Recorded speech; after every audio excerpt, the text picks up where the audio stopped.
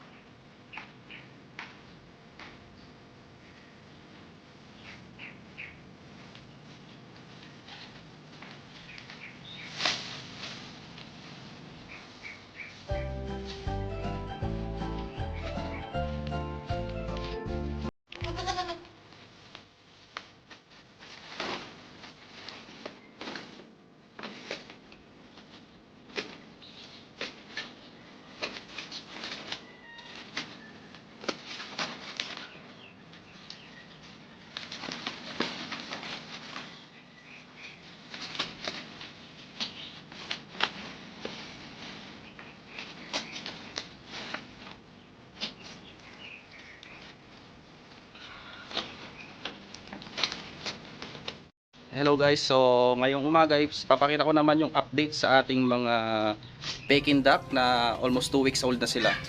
So ayan yung ating mga Peking ducks ngayon. So ayan yung update. So yung growth rate nila is medyo mabilis kasi nga gray mood line sila. So yan ang pinagkaiba ng gray mood line at Cherry Valley. So yung gray mood line sa meat production yon. Pero ang advantage naman ng Cherry Valley na Peking duck is sa egg production. So ayan ang kanilang update. So punta na tayo sa ating rabitan at explain ko sa inyo ang aking ginagamit pag merong mange or kati-kati ang ating mga rabbit. So tara.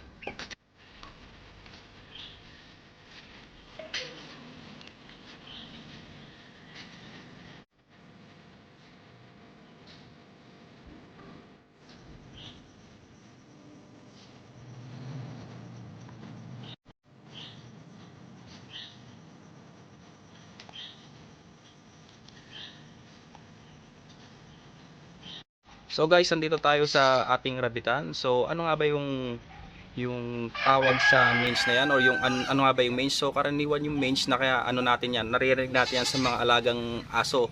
So sa aso meron yung two types ng mange. Andyan yung sarcoptic mange at yung demodectic mange. So yung sarcoptic mange yun yung scabies or yung parang balakubak. And then yung demodectic mange yun naman yung namumula-mula yung kanyang balat. So bakit nga ba nagkakaroon ng mange ang ating mga alagang rabbit? So ngayong tagulan or yung mga malamigang panahon, andyan kumakalat yung mga mites, yung di natin nakikita na maliliit na parang kuto. Yan. So dyan nag-uumpisa yung mga mange. So pupunta sila, halimbawa dun sa mga kulungan ng ating mga rabbit is madumi, ganyan, dun sila namumuhay. So saan nga ba nag-uumpisa ang mange ng alagang rabbit? So nag-uumpisa yan, makikita niyo sa mga paa, sa nguso at sa tenga. So paano nga ba nakapunta ron? So kung madumi yung lapag ng ating ng ating kulungan or yung mating ng ating mga rabbits, syempre maapakan nila yon, tapos dun mag-uumpisa, may kakamot nila sa ilong, sa tenga. So hangga't maaari iwasan nating maging madumi yung ating kulungan.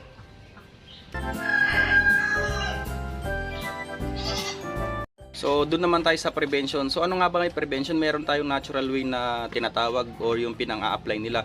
Andiyan yung unang-una yung virgin coconut oil. Yung virgin coconut oil maraming ano yan available sa mga butika or yung mga drugstores. So ipapahid nila yun dun sa sa galis. So hintay lang matuyo, makikita nila yun parang pag nag-upisang namula na yun, ibig sabihin nagano na yun. Na-absorb na nung kanyang skin. Pero ang disadvantages naman ng mga ganyang ng mga ganyang application ng mga natural way is medyo matagal yung paggamot. Second is yung kakawate or yung Madre de Cacao. So didikdikin nila yon, ipapahid din dun sa same process din nung virgin coconut oil. Tapos yun, hintayin mo rin siyang ma-absorb nung skin nung ating alagang rabbit. So ano nga ba yung mga available na may bibili natin sa mga poultry supply? So andyan yung ivermectin powder. So yung kaibigan kong nagra-rabbit din, na-try na rin yun. Medyo mabagal nga lang yung resulta. So yun, ihahalo mo sa tubig tapos papainom mo sa mga alagang rabbits. So meron din yung isa, yung injectable, yung ivermectin injectable na ginagamit. So inject mo siya dito sa may bandang batok, sa may balat. Tapos yun, ang disadvantages lang ng mga internal na ganyan, yung mga injectables ng ivermectin is maari kasing pag napasobra, maari kasing makasira ng atay ng ating mga alagang rabbit. So hindi rin siya safe sa lalong-lalo sa mga nagbubuntis, posibleng makunan yung ating mga alagang rabbits. So ano nga ba yung ginagamit ko dito sa aking rabbitan? So papakita ko na. So ito, hawak ko is yung ivermectin parid pour on. So ito mas safe to compare dun sa injectables na ivermectin. So hindi ko naman sinasabing hindi maganda. Effective din yung injectables, pero mas prefer ko ito kasi dati nag-inject din ako. Pero nung malaman ko kasing pag napasobra ka dun sa ivermectin na injectables is maaring makasama sa atay. Ito na yung nag-research ako, tapos marami na ring nagpatunay na effective to. Kahit ako, effective din ito kasi ito yung nagamit ko na sa aking alagang rabbits before, yung American Blue. So medyo nagkamanggi siya sa tenga, tapos sa paa, yon. So sa may mga bandang kuko sa dulo. So ito, ipapatak mo lang siya sa may bandang batok. So kung depende naman sa depende sa mange nung alaga mong rabbits. Kung kung malala, ang ginagawa ko is 5 patak. So kung konti naman yung kanyang mange or yung mangge, yung kati-kati, yung galis, okay na yung 3 patak. So mamaya de-demonstrate ko kung paano gamitin ito. So tara. So ito, makikita nyo sa screen na ito yung ating alagang rabbit na 7 months old. So medyo madumi siya ngayon. So paano nga ba gamitin yung yung pour on or yung spot method na ivermectin, yung external lang. So kuha ka nito. Ito wala siyang galis for demonstration lang to.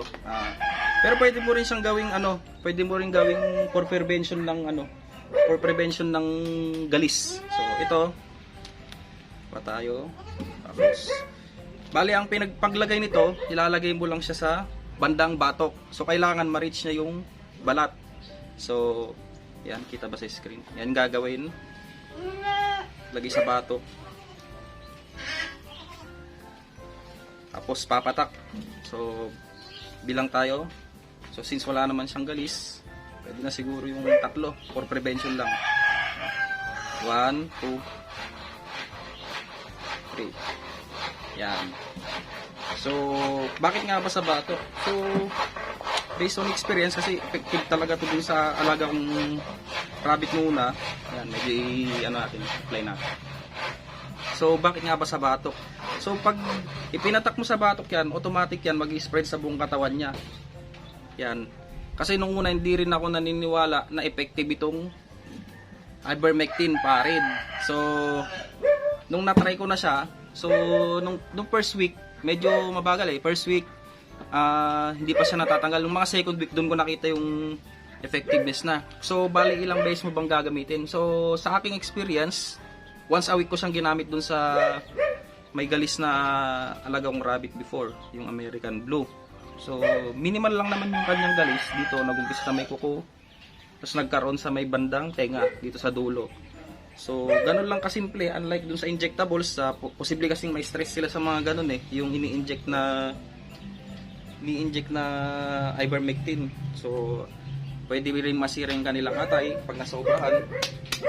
Mas safe ito. So, saan nga ba nabibili ito? So, meron ito sa Shopee.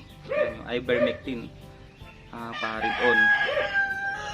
Ang isa-search nyo sa Shopee is parid. Kasi yung ivermectin parang nakaban ata dun sa Shopee.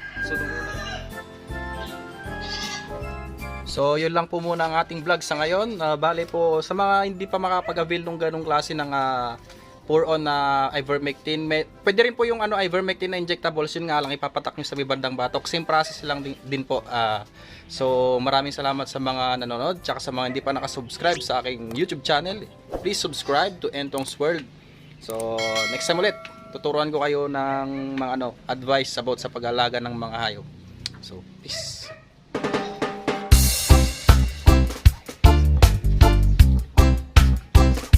Thank you.